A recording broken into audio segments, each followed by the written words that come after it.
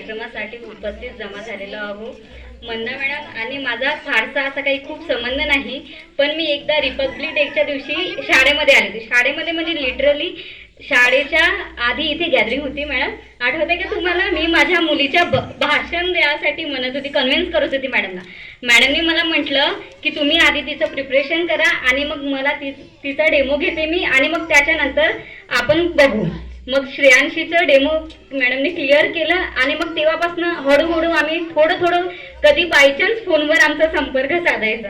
मग मॅडम एकदम अशा हळूहळू मनामध्ये आमच्या तृप्त झाल्या आणि मग शिवण्याचं ऍडमिशन केलं। मग नेहमी हप्त्यातून मॅडमचा फोन, हा स्नेहा असं झालं, स्नेहा तसं झालं, आणि मग कधी बँकेच्या कामानिमित्त स्नेहा हे करून घेशील, स्नेहा ते करून घेशील। हो मॅडम हो, थोडंसं तरी कधी पण असं काही आढळलं नाही तिच्या अभ्यासामध्ये ही कमी आहे, ही पूर्ण करून घेशील। हो मॅडम हो, इतकं छान मॅडम। ह्या मी 5-6 महिन्याच्या कालावधीमध्ये मॅडमला बस थोडंसं बघितलं आणि मॅडमचं मला खूप काही पटलं।